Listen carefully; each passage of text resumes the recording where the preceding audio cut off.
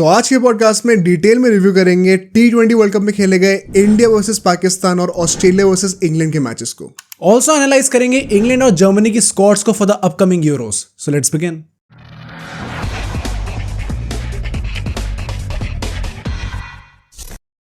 बहुत ही तगड़ा वीकेंड, बहुत ही तगड़े मैचेस। हमने देखा कि ऑस्ट्रेलिया वर्सेस इंग्लैंड होना था इस weekend and of course India versus Pakistan होना था। So as discussed in the previous podcast बहुत ज़्यादा हाई स्टेक्स थे। उस पॉडकास्ट में हमने लिखा भी था हाई स्टेक्स। सो बहुत ही अच्छे मैचेस हुए हैं एंड अगेन अपकमिंग यूरोज आने वाले हैं इस टाइम पे। सो हम लोग इस बार जो हमने लास्ट टाइम पोर्चुगल और फ्रांस का करा था एनालिसिस, इस बार हम लोग करेंगे इंग्लैंड और जर्मनी का। तो basically sort of top 4 teams का हो जाएगा। But then again let's start from cricket only, क्योंकि अभी T20 वर्ल्ड कप का एकदम भौकाल चल रहा है। क्या तुम्हारे इनिशियल थॉट्स क्या है जो 2 मैचेस हुए थे? Did they live up to the hype? I think so they did. Australia versus England I think थोड़ा एंड में जाते जाते थोड़ा बोरिंग हो गया था, क्योंकि इट सीम लाइक कि थोड़ा ज्यादा वन साइडेड हो गया। Australia just played too good, but it was still the first high scoring game of this world cup. That is why मुझे मजा आया 200 देखने ब्रीच में। हुए थे। सिर्फ वही इसलिए मेरे को मजा आया देखने में। तो आई थिंक बहुत मतलब वो कुछ ना कुछ वैल्यू फॉर मनी तो हमें वहाँ पे मिली। और इंडिया पाकिस्तान के बारे में वो तो बढ़िया था भाई, वो तो बहुत मजा आया देखने में। चलो स्टार्ट हम लोग करेंगे इंग्लैंड ऑस्ट्रेलिया से, क्योंकि पहले वो मैच हुआ था। उसके बाद हम लोग फिर मूव ऑन करेंगे पाकिस्तान और इंडिया वाले मैच पे। इस मैच को लेके इनिशियल थॉट्स क्या है तुम्हारे लिए? सबसे बड़ा टेक अवे क्या होने वाला है इस मैच से? आई थिंक सबसे पहला टेक अवे तो आई थिंक मैंने थोड़ा उसमें देखा है, ओवरऑल कॉन्टेक्स्ट में देखा है, क्योंकि it was very important for England to win this match in the grander scheme of things, क्योंकि ग्रुप बहुत ज़्यादा कॉम्प्लिकेट हो गया इसके चक्कर में। एंड ऑस्ट्रेलिया भाई they are like again they seem like invincible right now. मतलब भाई just to start it off, जिनको नहीं पता है, इस हार के बाद England can genuinely get out of the tournament. इतना बड़ा सिचुएशन इस वक्त आ चुका है कि इंग्लैंड जीतने के बाद भी अपने दोनों मैचेस जीत जाएगी तो भी मैक्स टू मैक्स 5 पॉइंट ले सकती है, which is just as much as Scotland already has.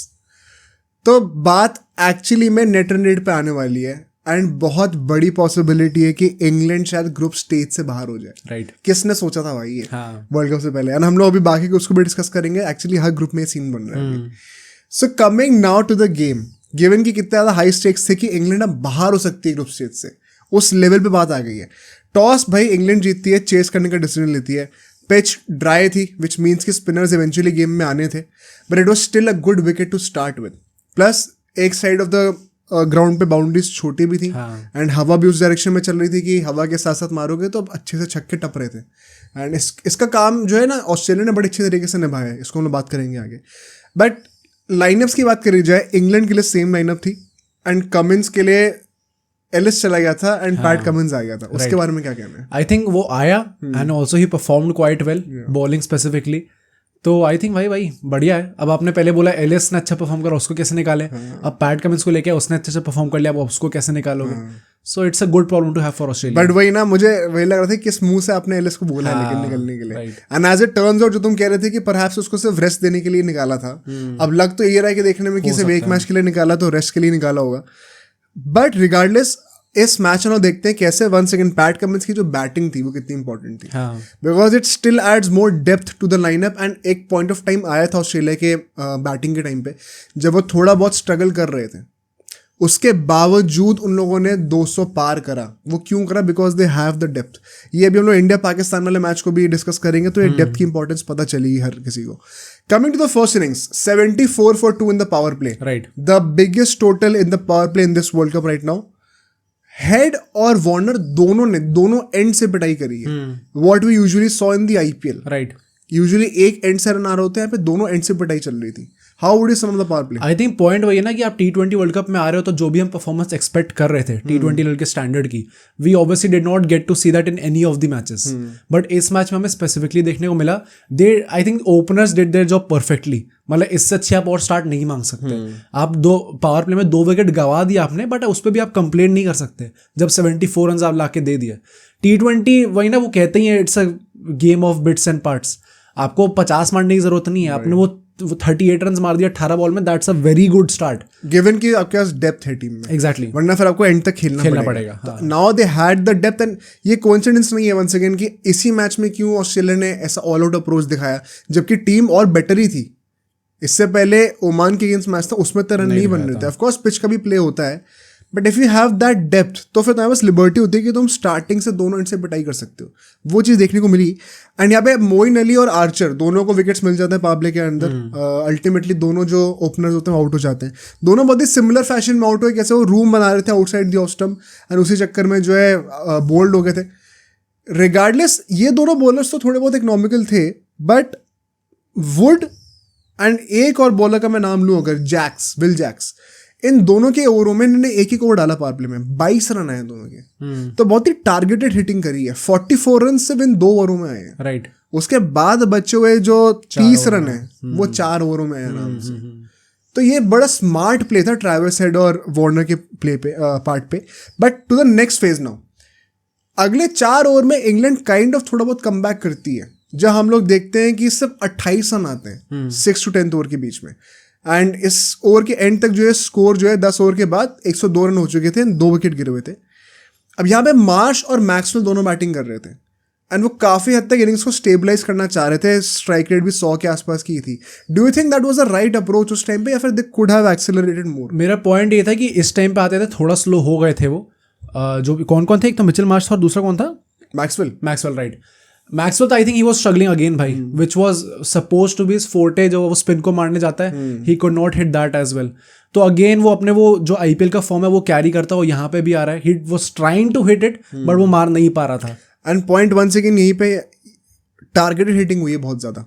जो 4 ओवर थे ना, इसमें से 2 ओवर आदिल रशीद के थे, उसमें 20 रन आए।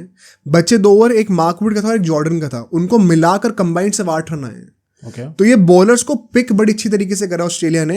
एंड इसमें एक और बहुत बड़ा पॉइंट ये था कि जो वो shorter boundary on the leg side और हवा साथ में चल रही है, तो वो बड़े आराम से, कोई मैंने स्टैट पढ़ा था कि 7 छक्के ऑस्ट्रेलिया ने ऐसे मारे हैं जो कि विंड की सपोर्ट से उसी डायरेक्शन में छोटी बाउंड्री की तरफ टारगेटेड थे।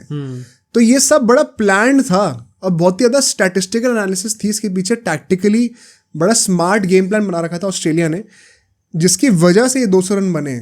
मतलब ऐसा नहीं कि आप ब्लाइंड स्लॉगिंग कर रहे हो। इस इनिंग की स्पेशलिटी यही थी। England eventually had to blindly slog because वो सिचुएशन में फंस चुके थे। बट ऑस्ट्रेलिया ने बड़ा स्मार्टली प्ले करा है कि उन लोगों ने विंड के साथ शॉर्टर बाउंड्री को एक्सप्लॉइट करा और किस बॉलर पे वो चीज़ एक्सप्लॉइट करनी है वो करा। तो आई थिंक ये बहुत इंपॉर्टेंट चीज़ थी। मैक्सवेल के लिए मैं ये कहूँगा हाँ कि वो कर सकता था एक्सेलरेट प्रॉब्ली इस टाइम पे, क्योंकि स्पिनर्स को डोमिनेट करता है वो। बट इट इज़ मोर और लेस सीन दीज डेज की जगह पहले पावर प्ले में ओवर परफॉर्म कर देते हो तो नेक्स्ट 4 ओवर में थोड़ी सी रन रेट गिरती है। तो वो प्लस इम्पैक्ट प्ले रूल भी नहीं है अभी यहाँ पे, तो वो एक्सपेक्टेड था kind of. The next phase now 10 से 15 ओवर के बीच में यहाँ पे 47 रन आते हैं। तो now you see they start accelerating once again and ये चीज़ और बेटर होगी आखिर के 5 ओवर में। 149 फॉर 4 थे by the end of the 15th over. And यहाँ पे वंस अगेन मार्श और मैक्सवेल जो दोनों सेट बैट्समैन थे, अच्छी इनिंग खेलते हैं, एक्सेलरेट करते हैं, पर्टिकुलरली मिचेल मार्श। मैक्सवेल तो ज़्यादा स्ट्रगल कर रहा था, but then again both of them fall to spinners. Livingstone ने 1 ओवर डाला था इस फेज में और आते ही विकेट ले लिया था। लिविंगस्टोन ने किसका विकेट लिया? आई थिंक मैक्सवेल का विकेट लिया यहाँ पे, if I am not wrong. हाँ, मैक्सवेल का लिया ना, बड़ा इंटाइस करके लटका के बॉल दी थी, बड़ा स्मार्टली उसने आउटडन करा। What would you sum up in this phase? I think point वही है कि अगेन मिचेल मार्श और अपना एज यू सेड ना, मिचेल मार्श उतना ज़्यादा स्ट्रगल नहीं कर रहा था, बट मैक्सवेल को लेके I am still very much concern. I think बस वो पॉइंट वही है ना कि he had so much to the squad in general, क्योंकि वो ऑलराउंडर है, वो बॉलिंग भी डाल लेता है, बैटिंग भी कर लेता है। आई थिंक तो उस तरीके से वो थोड़ा एक वो अनड्रॉपेबल सॉर्ट ऑफ हो जाता है Maxwell. But in general I do think वो बहुत ज़्यादा स्ट्रगल कर रहे हैं इस टाइम पे। And again it would be a perfect Maxwellesque if I can say tournament, अगर वो कोई क्लच मोमेंट आता है और वहाँ पे परफॉर्म कर लेता है। हाँ, ये एक्सपेक्ट भी कर सकते हैं, कोई बड़ी बात नहीं है। द पॉइंट वाज इंग्लैंड ने इस फेज तक 7 बॉलर्स यूज कर लिए थे, which meant that they had a lot of options to exploit for the last 5 overs. बहुत ये once again डेप्थ का फायदा होता है। इंटरेस्टिंग पॉइंट वाज कि इतने ज्यादा ऑप्शंस होने के बाद भी इन्होंने 2 बॉलर्स जो हैं डेथ ओवर्स में, आखिर के 5 ओवर में स्पिनर से करवाए 2 ओवर्स जो थे। ये बड़ा इंटरेस्टिंग था कि आपने ये 2 ओवर स्पिन से क्यों करवाए exactly. And kind of it paid off as well. बहुत ज़्यादा एक्सपेंसिव नहीं थे, 9-10 रन के आसपास ही थे, बट ओवरऑल आखिरी के 5 ओवर में 52 रन आते हैं। वंस अगेन पिछले फेज से बेटर करके दिया, 5 रन ज़्यादा एक्स्ट्रा मारे, तो ट्रैजेक्टरी ऊपर ही गई है after that minimal dip in the 6th to 10th over. 201 का टारगेट बनता है, टोटल बनता है इनफैक्ट, एंड 7 विकेट गिरते हैं यहाँ पे। क्रिस जॉर्डन के बारे में क्या कहोगे? एक्सपेंसिव था बट उसने वन सेकंड टिम डेविड का भी विकेट लिया और स्टॉइनिस का, दोनों बहुत क्रूशियल विकेट्स थे उस टाइम पे। स्टॉइनिस फॉर्म में भी था पिछली बार। स्टॉइनिस ने तो इस मैच में बहुत अच्छा खेला, तो मतलब हाँ क्रूशियल विकेट्स थे, बट आई थिंक पॉइंट वही है ना, आपने विकेट ले लिया बट डैमेज हो चुका आपका वो, मतलब इट्स नॉट लाइक कि आपने बहुत ज्यादा कंटेन कर लिया। बट यू कुड आर्ग्यू कि वो और ज्यादा डैमेज होता अगर स्टॉइनिस और टिम डेविड टिके होते हैं तक, तो उसने वो काफी हद तक न्यूट्रलाइज कर दिया। हाँ कह सकते हैं। आई थिंक वो दोनों both sides of the coin, आपको जिस तरीके से देखना है वो उस चीज को देख सकते हो। एंड में हार गए इसलिए maybe I am criticising him more, अगर जीत जाती तो यहीं पे हम तारीफ भी कर रहे होते। तो आई थिंक वही है, both sides of the coin. But ठीक है, इसी के चलते सेकंड इनिंग्स पे चलते हैं हम लोग एंड इसको एनालाइज करने का ट्राई करते हैं। स्टार्ट बड़ी अच्छी थी, 54 for no loss. Salt and Buttler दोनों अटैक करते हैं। स्टार्क को आई थिंक 7th ओवर में ज्यादा पिटाई करी थी, पावर प्ले में इतनी पिटाई नहीं हुई थी उसकी। The crazy fact was Hazlewood, Cummins and Starc तीनों बॉलर्स आपके पास हैं, फिर भी सबसे इकोनॉमिकल बॉलर पावर प्ले में था Stoinis. That just goes on to show कितनी तगड़ी इन लोगों ने टारगेटिंग करी है, हिटिंग करी है इनके मेन बॉलर्स को। मतलब जो होता है ना कि जो आपका स्ट्रॉन्ग पॉइंट है उसी को तोड़ने के लिए जा रहे हैं हम लोग, वो वाले इंटेंट लेके आई थी इंग्लैंड। वही बड़ा अच्छा लगा मुझे देख के। व्हाट डू यू से? मतलब वही है ना कि अगर आप अपने उनके मेन बॉलर्स को टारगेट करते हो, as Virat Kohli also said in that Pakistan वाला मैच जो पिछले T20 में हुआ था, if I target their main bowlers they will start to panic. So उनके पास कोई वो ऑप्शन बी वाला पॉइंट नहीं रहता। If you targeting guys like Mitchell Starc, तो आपके दिमाग में तो ये है ना मैं और अब और किसे लेके आऊँ भाई। राइट। तो मतलब it's a very typical you know England के जो हम T20 का अप्रोच को कहते हैं, वेरी फियरलेस अप्रोच। तो I think that's good to see भाई, हमेशा अच्छा लगता है। डेप्थ थी इसलिए अफोर्ड कर सकते थे। Important point to be noted. The next 4 overs यहाँ पे भी इन लोग की रन रेट मोर और लेस काफी अच्छी रहती है, विच मेंट ऑलमोस्ट 10 रन एवरी ओवर। तो ये लोग अनलाइक ऑस्ट्रेलिया यहाँ पे डिप कर ही नहीं थे बिल्कुल भी। राइट। एंड सिर्फ 2 ही विकेट गिरे थे मतलब इस पॉइंट ऑफ टाइम तक, which was just as much as Australia. मेरे लिए सरप्राइजिंग क्या था कि इसके बाद जिस तरीके से इनका डाउनफॉल आया एकदम से, वो थोड़ा सरप्राइजिंग था मेरे लिए। बिकॉज अब इतने अच्छी सिचुएशन पे जा रहे हो, on paper you maybe have more depth than Australia as well in terms of batting. किस तरीके से अब फॉलो ऑफ कर गए इस फेज में, पर्टिकुलरली जो 2 विकेट गिरे हैं वो एडम जैम्पा ने दोनों विकेट लिए थे। ठीक है, एक तो बोल्ड हो जाता है फिल सॉल्ट एंड एक वो रिवर्स स्वीप पे बटलर आउट हो जाता है। Won't really blame them because they kind of did their job. जिस टाइम पे आउट होते हैं it was fair and जो स्टार्ट दी थी दे दी थी। बट इसके बाद यहाँ पे लोग देखते हैं विल जैक्स और बेस्टो थे। एंड एक ना बहुत ही की पैटर्न मैंने ऑब्जर्व करा यहाँ पे कि क्यों ये सरप्राइजिंग लगा हमें अल्टीमेटली आते हुए, जब इतनी अच्छी स्टार्ट थी 93 for 2 थे 10 ओवर के बाद एंड अच्छे से पीक कर रहे थे रन रेट जो है, unlike Australia. You will notice how अब जो 2 बचे हुए फेजेस हैं, इनफैक्ट ये वाला फेज भी काउंट कर लो, हर फेज के स्टार्टिंग में जो सेट बैट्समैन है ना उसको आउट करा इन लोगों ने हर फेज की स्टार्टिंग में। अभी इस फेज में इन लोगों ने फिल सॉल्ट और बटलर को आउट कर दिया इनिशियली। इसके बाद तुम देखोगे अब 10 से 15 ओवर के बीच में बात करते हैं, इन लोगों ने विल जैक्स को आउट कर दिया तुरंत। तो वो जो सेटल्ड बैट्समैन है उनको हर फेज के स्टार्टिंग में आउट करके फोर्स करा नए बैट्समैन को कि आप दोबारा स्क्रैच से शुरू करो, एंड जब तक आप नेक्स्ट फेज पे एंटर करोगे एक्सप्लॉइट करने के लिए तब तक आप भी आउट हो चुके हो। You have to take time starting में। हाँ पता है क्या, उस टाइम पे बेस्टो भी आई थिंक इसी फेज में आउट हुआ था 10 to 15 के बीच में। एंड मेरी extra like I was extra focusing on Bairstow because of what you said in the last podcast. इस मैच में भी 13 बॉल में he scored 7 runs while chasing a 200 target. जब आप 10 to 15 वाले फेज में, you know it's very crucial phase आपके game के लिए। एंड बेस्टो का पता है, ये चीज ऐसे सुनने में लगता है कि भाई 12 बॉल ही तो ली थी उसने, बट अगर if you look at it in context तो लगता है कि 2 ओवर ले लिए, 20 में से 2 ओवर खा गया वो, और फिर ही स्कोर्ड जस्ट 7 runs। तो while chasing a 200 target against Australia, you can't afford to play so slow. And इस चीज के चलते हुए कि आपने हर फेज में जल्दी जल्दी बैट्समैन लूज करे, अब तुम देखोगे रन रेट में डाउनफॉल कैसे आ रहा है। पिछले फेज में 4 ओवर में 39 रन थे। इस फेज में लोगों ने 5 ओवर खेले, 1 ओवर एक्स्ट्रा खेला है, उसके बावजूद इनके सिर्फ 33 रन। हाँ राइट।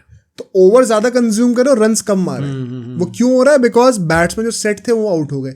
मोइन अली को इन लोगों ने इस बार जो है बीच में भेज दिया नंबर 5 पे। ना एग्जैक्टली नंबर 4 पे भेजा, ना एकदम नीचे भेजा, बीच में भेज दिया कहीं पे। एंड उससे थोड़ी ब्लाइंड स्लॉगिंग करी भी, थोड़ी हद तक चला भी हो, which once again reiterates the point that I made previously, that he should bat up the order. That is where he exploits the bowlers the best. But वो कब तक ही क्या ही कर लेगा? अब देखो नेक्स्ट फेज शुरू होता है 15 से 20 ओवर का, उसमें भी आते ही तुरंत आउट हो जाता है Moeen Ali. Pat Cummins I think out करता है उसको, if I am not wrong. Right. तो अब जो वो सेटल हुआ, अब वो तुरंत आउट हो गया, अब आपको फिर से स्क्रैच से स्टार्ट करना है। अब फिर जोफ्रा आर्चर और ये सब लोग कितनी रन मार लेंगे नीचे आके, कितना ही लिविंगस्टोन कितनी रन मार लेगा। अल्टीमेटली इसी के चलते हुए ये लोग 36 रन से जीते हैं। I think this game could have gotten way closer. अगर आपके 93 रन हैं और सिर्फ 2 विकेट गिरे एट हाफ टाइम 10 ओवर के बाद, कोई रीजन ही नहीं है कि आप अगले 10 ओवरों में you are not even able to. कितना टारगेट अल्टीमेटली का कितना था? 165 मतलब 72 रन आए आखिरी के 10 ओवर में। तो और आप ऑल आउट भी नहीं हुए हो। Second half of the innings में आप पहली हाफ ऑफ द इनिंग्स से इतने कम रन कैसे मार रहे हो? राइट, 21 रन कम मारे। आई थिंक स्पेसिफिकली जब आपके पास वो इतनी बैटिंग डेप्थ होती है, again we'll talk about it in India versus Pakistan match also, कि क्यों पाकिस्तान ऑल आउट नहीं हुई अल्टीमेटली। बट यहाँ पे if you look at it तो इंग्लैंड के पास तो दे स्पेशलाइज इन दिस। अगर आपके इतनी नीचे तक बैटिंग है तो आने तो दो बैटिंग नीचे वालों की, तो ऊपर तो आप रिस्क लेके खेल सकते हो ना। तो अगर आपके ओवरऑल विकेट भी नहीं गिरे, 6 विकेट गिरे आपके अल्टीमेटली, एंड आप 165 पर टक गए वाइल चेजिंग 201, तो फिर तो मतलब ऑब्वियसली जो ऊपर बैट्समैन उनको थोड़ा और खुल के खेलना चाहिए था। एंड इसमें डेथ ओवर्स के फेज में अल्टीमेटली कौन निकल गया? PAT Cummins. हाँ राइट, 2 विकेट उसने लिए। उसके परफॉर्मेंस के बारे में क्या कहोगे? उसकी इकोनॉमी 5.75 की थी, the best amongst on the Australians उस मैच पे। अगेन भाई मतलब वही ना, एलिस को हम लोग बोल रहे थे आपने अच्छा खेला, आप कैसे निकालेंगे? पैट कमिंस आ गया, I think he will retain his spot now. आती उसने परफॉर्मेंस भी इतनी अच्छी दे दी, तो I don't think there is any reason for him to be dropped again. And with this, Australia have virtually confirmed sealed their place. a slot in the top 8, Super 8. Most likely India and Australia वही same group में होने वाले। बची हुई जो 2 teams होंगी वो बड़ा इंटरेस्टिंग होने वाले कौन होंगी, बिकॉज इनिशियली न्यूजीलैंड और श्रीलंका की बातें हो रही थी। आई थिंक वो दोनों ही क्वालिफाई नहीं कर पाएंगे most likely. So it makes all the more clear कि इंडिया और ऑस्ट्रेलिया सेमीज में भी जाएंगे एंड परहैप्स फाइनल्स में भी आएंगे, बिकॉज ये दोनों आपस में सेमीज नहीं खेलेंगे। एंड अगर इंग्लैंड दूसरी साइड पे नहीं होने वाली इंडिया के, then you would fancy India to win the semifinal, चाहे जो भी हो सकता। I think it is being set up for an India Australia final. लग तो अभी रहा है ऐसा, पता नहीं, देखते हैं। As far as England is concern, very tricky space now. अगर इनका बाय चांस बारिश से एक मैच खराब हो गया, जो 2 इनकी इजी मैचेस हैं नामीबिया और ओमान से, तो ये लोग बाहर हैं। राइट, कुछ any thoughts on England's campaign right now? मैं बहुत खुश हूँ पर्सनली। ओडीआई वर्ल्ड कप में मैं बहुत खुश था जब इनका डाउनफॉल देखने को मिल रहा था। Now if you see the same thing happen again in T20 world cup, and वो थोड़ा सा चैंपियंस थे। हाँ, एंड थोड़ा सा वो unlucky factor ODI world cup में तो देयर वाज नथिंग। यहाँ पे थोड़ा सा हो सकता है क्योंकि वो जो बारिश वाला मैच हो गया ना, वो काफी ज्यादा कॉस्ट कर गया वाला, वरना ये लोग काफी आराम से कर सकते थे क्वालिफाई। बट देन अगेन भाई, जब इंग्लैंड हार रही है, I am always going to be happy about it. And what you said about Australia versus India final अगर होता है तो that would be some unreal domination. हमने लास्ट सीजन आईसीसी उसमें टेस्ट चैंपियनशिप में फाइनल इनका देखा, ओडीआई वर्ल्ड कप में फाइनल इनका देखा, एंड नाउ T20 भी फाइनल इनका देखेंगे। तो एकदम पिनिकल पे है दोनों टीम्स इस टाइम। एंड ऑस्ट्रेलिया जीत रही है सारी। हम जीत नहीं पा रहे, बस सेकंड नंबर। होपफुली ये जीत जाएंगे हम लोग। But now let's move on to India versus Pakistan. To start off with, I think this was the best possible outcome that ICC could have wished for. कि अमेरिका में क्रिकेट को promote कर दिया जाए। राइट, फुल हाउस था पूरा। Initially बारिश हुई, उसके बावजूद पूरे 20 ओवर का गेम हुआ, एंड एक लो स्कोरिंग थ्रिलर देखा। I still believe low scoring thriller are the best kind of games in cricket. Right, high scoring thriller में उतना मजा नहीं आता, इतना लो स्कोरिंग थ्रिलर में आता है। आई थिंक मेरा ये परसेप्शन ना टेस्ट मैच में था, बट वही ना IPL देख के आई एम सो टायर्ड वो 250-250 मैचेस देखने को, कि I am very much happy. अगर मेरे को 160-170 का स्कोर देखने को मिल गया, I will be very happy with it. And हम लोगों ने ये प्रीव्यू में डिस्कस करा भी था कैसे इस पिच पे आई थिंक 150-160 के आसपास का स्कोर होगा चाहिए। हाँ, तो that should be a good total, a winnable total.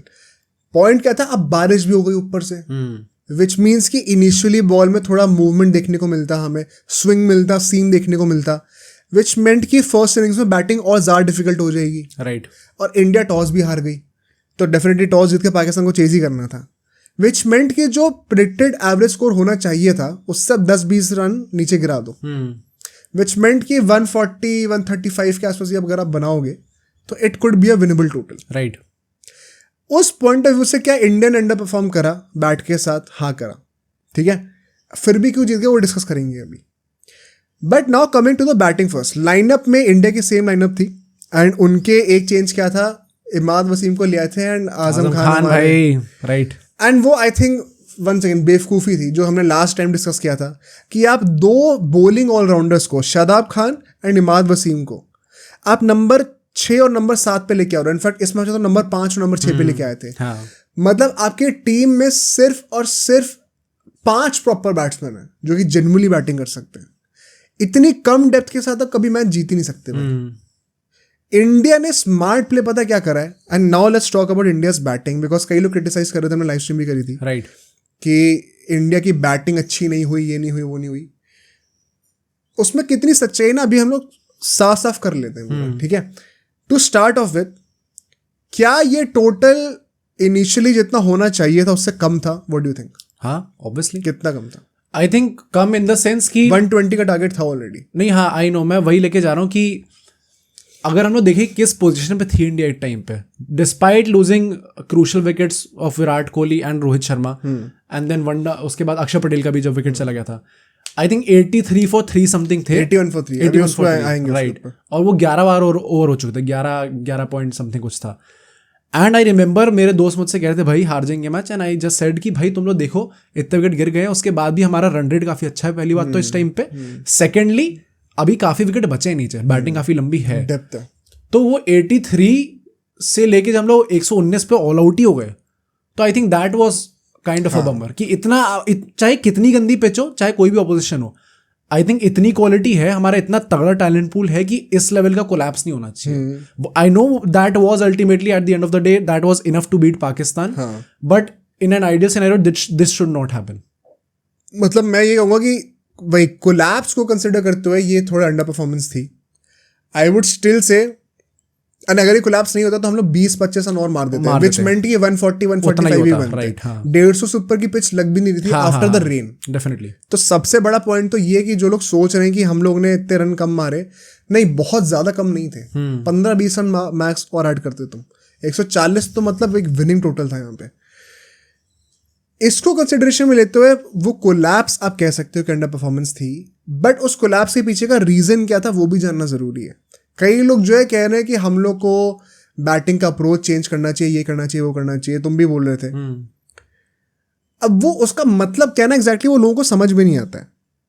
अगर इंडिया अक्षर पटेल और जडेजा को साथ में खिला रहे एक लाइनअप में, तो उसका पर्पस ही यही है कि हमें बैटिंग डेप्थ और बढ़ानी है और बॉलिंग डेप्थ बढ़ानी है। वरना पूरे स्क्वाड में 15 लोगों के 4 ऑलराउंडर्स हैं, दुबे, हार्दिक पांड्या, जडेजा, अक्षर पटेल, और चारों प्लेइंग 11 में भी हैं। वो क्यों है?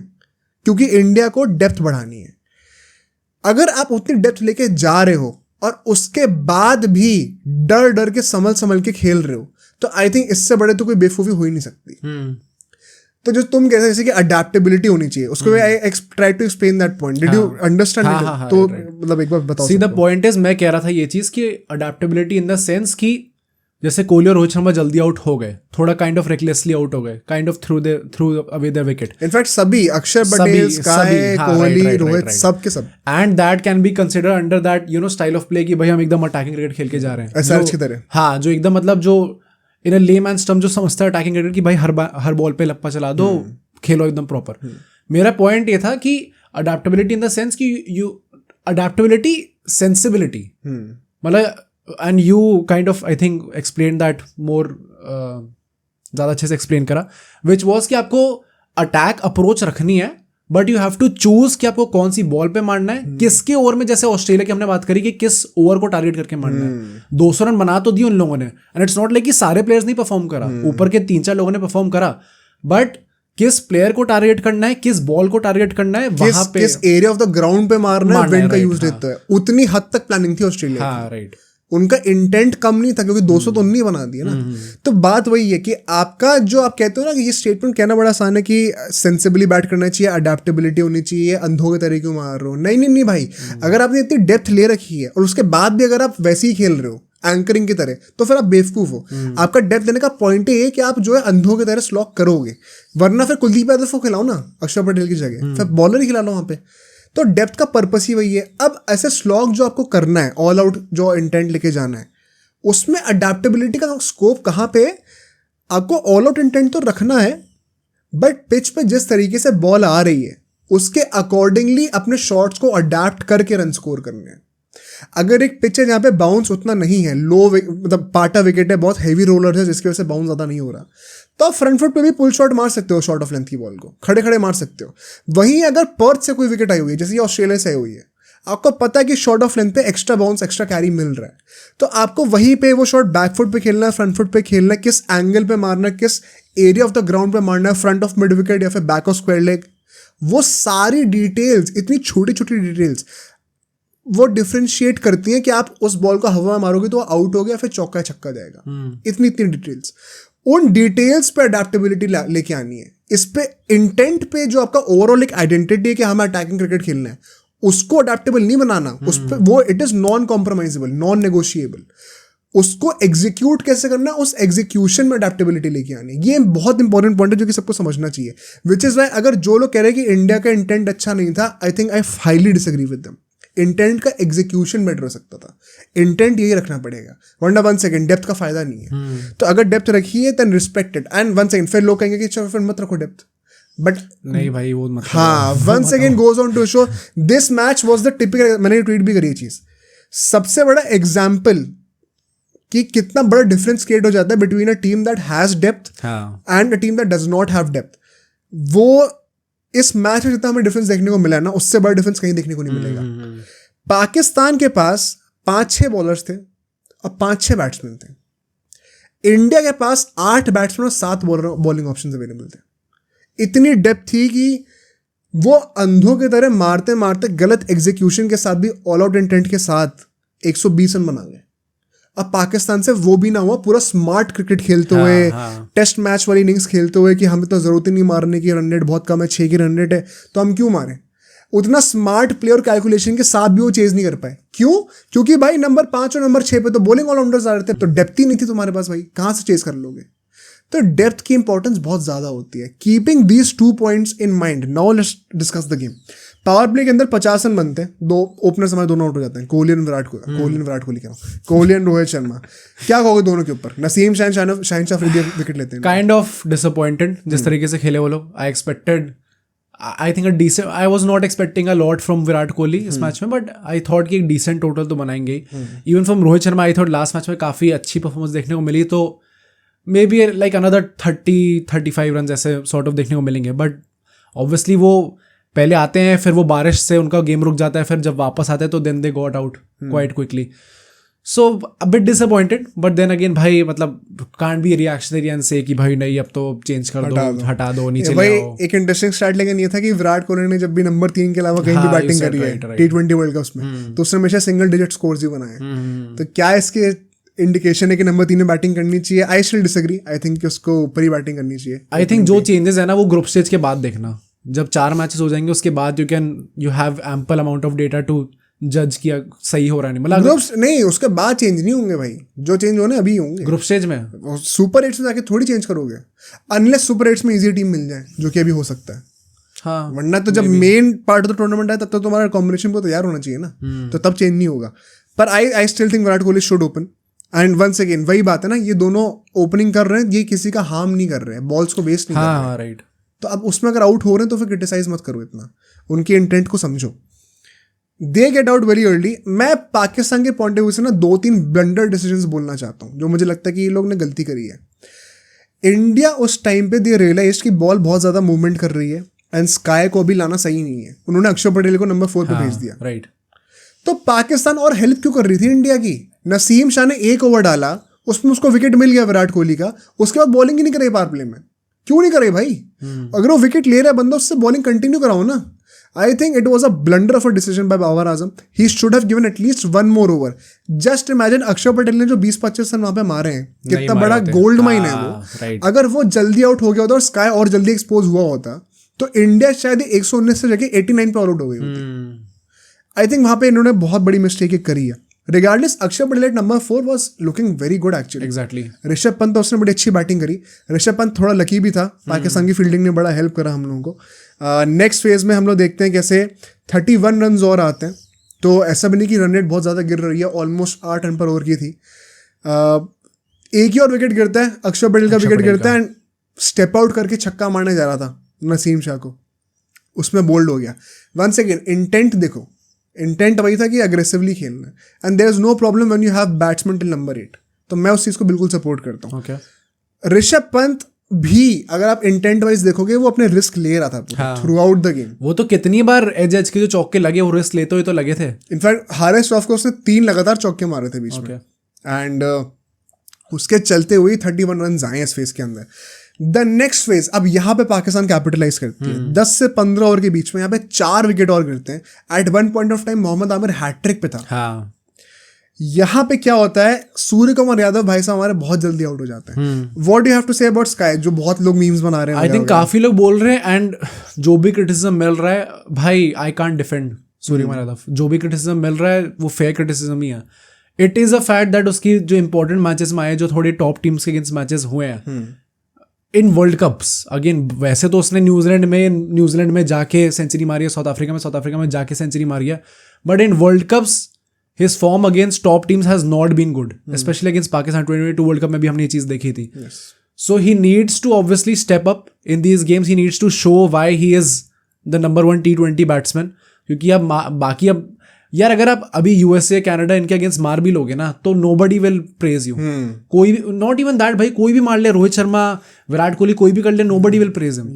But सूर्य कुमार यादव का स्पेसिफिकली इंपॉर्टेंट है बिकॉज जितना सैंपल डेटा अवेलेबल है उसमें this is actually a concern. मतलब ये चीज आप ये अब आ रहा है थोड़ा। हाँ, मतलब ये नहीं 2022 वर्ल्ड कप में रिमेंबर हम लोगों ने डिफेंड भी किया था इस चीज के बारे में लेके। हाँ, बहुत तारीफ भी भाई। हाँ, कि मतलब ठीक है, नहीं आया तो नहीं आया, बट बाकी के मारे भी हैं उस तरह। I think 3rd top scorer भी था हमारा उसमें। But this is getting kind a bit irritating now कि नहीं हो पा रही है वो चीजें। Although people could still argue कि भाई किसी ने भी तो रन नहीं मारे, एक बंदे ने 50 भी नहीं मारी पूरे यार। ये ऐसा क्यों है कि उससे ही नहीं होती कभी, मतलब सिर्फ वो हमेशा सिंगल आउट क्यों नहीं? वही ना, क्योंकि लोग कर रहे हैं सिंगल आउट ना शायद। नहीं, मतलब ये वही तो मैं कह रहा हूँ, डेटा अवेलेबल है इस चीज के लिए अभी। भाई T20s में कितना डेटा अवेलेबल है? ओडीआई वर्ल्ड कप का 2 वर्ल्ड कप, मतलब ये पिछले वर्ल्ड कप में उसने कौन से मैच में परफॉर्म नहीं करा था जो बहुत बड़ा मैच था? इंग्लैंड बस, और पाकिस्तान वाले में, साउथ अफ्रीका में तो करा था शायद। नहीं, 50 कोई 50 नहीं आई भाई। तो उसके 3rd हाईएस्ट रन कैसे थे फिर? थे वो, बाकी लोगों ने तक अंदर खेला। फर्स्ट सेकंड पे पांड्या था भाई।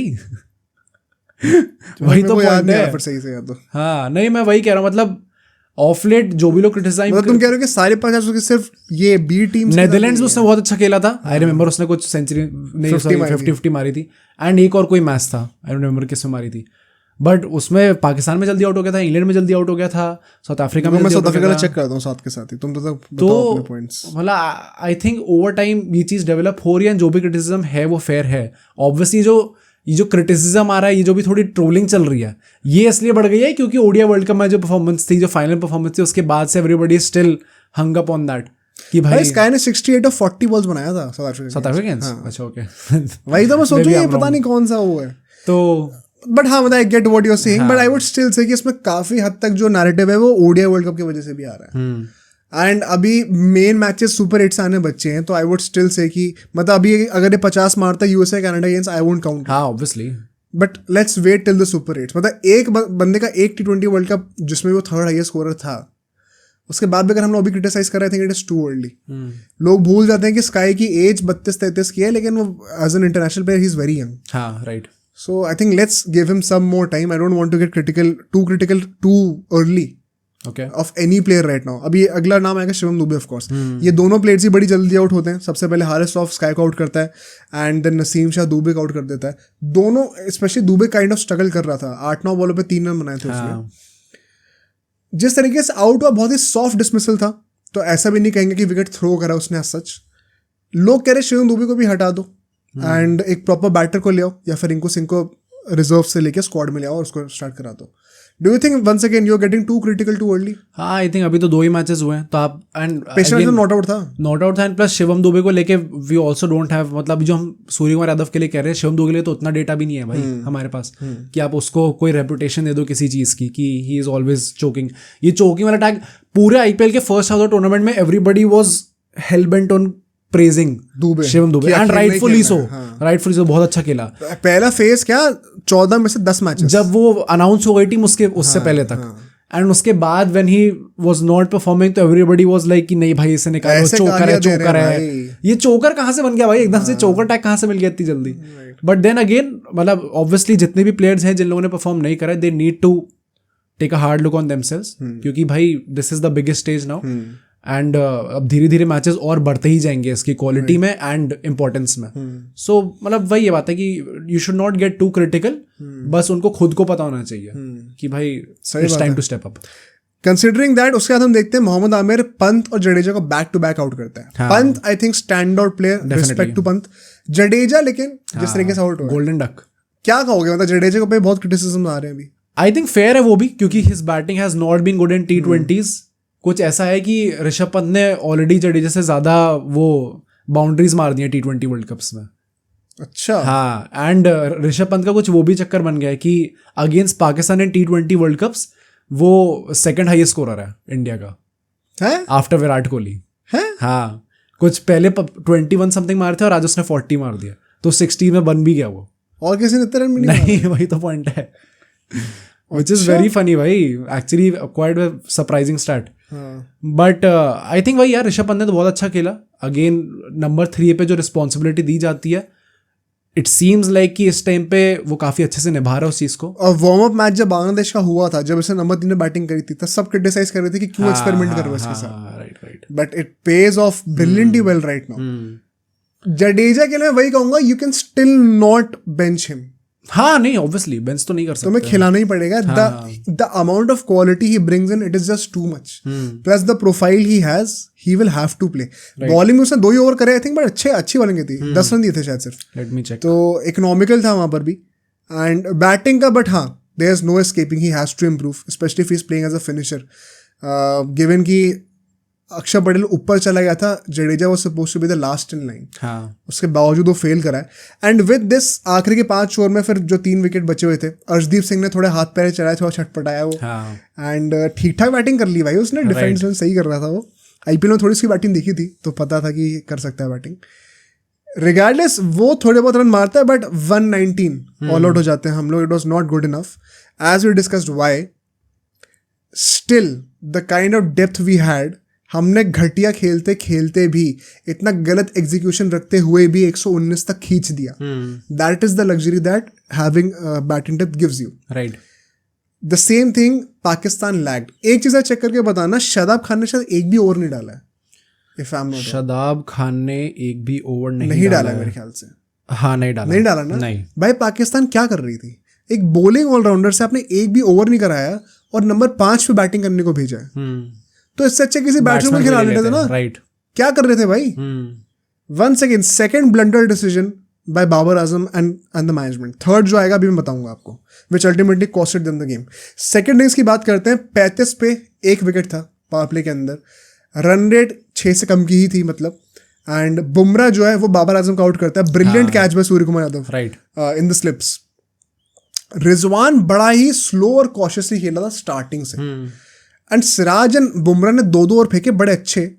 But Arshdeep once again was looking a little expensive. क्या लगता है उसके बारे में. ठीक है यार, मतलब आई थिंक थोड़ा सा वो समटाइम्स एक्सपोज हो जाते हैं at some moments, Arshdeep Singh specially. But वही बात है ना, when you have guys like Bumrah and to some extent also Siraj. I think Siraj भी कभी कभी थोड़ा सा पैनिकी हो जाता है वो एंड में आके, डेथ ओवर्स में आके. राइट. बट आई थिंक वही कोई कांस्टेंट जो आपका है फैक्टर वो बुमराह है. अगर वो 2 मैचेस में 2 मैन ऑफ द मैच लेके जा रहा है, then you know the quality that he brings to the table. And वही once again will continue this trend. You will notice how कितना रिजर्व्ड रिजवान खेल रहा था एंड वो कैसे अल्टीमेटली उनको कॉस्ट कर गया. जब 10 ओवर खत्म होते हैं ना, इनके 57 for 1 था स्कोर. 9 विकेट हाथ में थे इनके. 22 रन आते हैं इस फेस के अंदर. 24 बॉलों में 22 रन आते हैं. जडेजा 2 ओवर डालता है, very economical. I think 10 run ही दिया उसने. 10 रन दिया. 10 रन दिए 2 ओवर में, वेरी इकोनॉमिकल. बचे हुए 2 ओवर में भी से 12 रन ही और आते हैं. Rizwan was leading the innings. 60-65 की स्ट्राइक रेट से बंदा खेल रहा था. हाँ, राइट. स्लो खेल रहा था, सिर्फ सिंगल्स रोटेट कर रहा है, बाउंड्रीज देख ही नहीं रहा बंदा. एंड देन आप देखोगे एकदम से छड़ी लगनी शुरू होती है, बिकॉज आप कितनी देर तक इतने आराम से खेल लोगे. अगले फेज की बात करते हैं, द नेक्स्ट 5 ओवर्स. अक्षर पटेल ने एक ओपनिंग दी खोल के, उसके बाद जो छड़ी लगनी शुरू हुई है wickets. Right. And once again भाई, ऋषभ पंत की जितनी तारीफ करो उतना कम है. इनिशियली जो एलबीडब्ल्यू ने उस्मान खान का करा था वो नॉट आउट दिया गया था. एंड देखने से लग भी रहा था कि डाउन द लेग साइड जा रही है. इनफैक्ट अक्षर पटेल ने खुद इशारा करा था ऋषभ पंत को कि शायद डाउन द लेग साइड जा रही है, रिव्यू लेने का पॉइंट नहीं है. ऋषभ पंत ने कन्विंस किया रोहित शर्मा को, एंड देन रोहित शर्मा ने ऑफ कोर्स वो कॉल ली कि मैं ट्रस्ट करूंगा इसको. It actually turn out to be a plum decision. हाँ. एंड उसके बाद से जो गेम टर्न अराउंड हुआ है, फिर हार्दिक पांड्या भी गेम के अंदर आ गया, गोल्डन आर्म चलना शुरू हो गया, बाउंसर फेंकी, फखर जमान को जो है उसने आउट करा बाउंसर के ऊपर, फिर बुमराह को लेके आया वो, बुमराह आई थिंक फिर रिजवान को बोल्ड मारता है. हाँ. उसी फेज में notice the brilliant rotation of bowlers by Rohit Sharma also. Right. It was exceptional. एक ओपनिंग मिलने के बाद आप कौन कौन से बॉलर किस किस मोमेंट पे लेके आ रहे हो. जैसे उसने देखा कि अक्षर पटेल ने एक विकेट ले लिया, उसने कहा मैं जडेजा से और कंटिन्यू नहीं कराऊंगा, बिकॉज जडेजा जो है he was there to absorb the pressure. हाँ. अक्षर पटेल ने जैसे ही एक विकेट लिया, उसने अपने सारे स्ट्राइक बॉलर्स को वापस ले आया. वो बुमराह को लाने का पॉइंट ही यही था उस टाइम पे, वरना बुमराह के ideally would want to save 2 overs for the death phase, आखिरी के 3 में से. हाँ. क्यों रोहित शर्मा ने एक और तब कराया? क्योंकि रिजवान को आउट करते ही गेम खुलने वाला था. एग्जैक्टली वही होता है. एंड हम लोग हमेशा कहते हैं कैसे रिजवान ने जो इनिंग्स खेली थी, अगर वो गेम आप एंड कर दोगे तो बड़ा अच्छा लगेगा. हाँ, exactly. अगर आप मिड वे आउट हो जाओगे तो आपको लगेगा आपने क्या करके दिया है. ये जो भी स्ट्राइक रेट का हिस्सा है ना, अगर वो गेम खत्म कर देता, जिता देता, तो everybody would have been like कि बहुत स्मार्टली खेला है भाई बंदा, मतलब. एंड वेरी ऑनेस्टली बहुत स्मार्ट होता भी अगर जिता देता तो.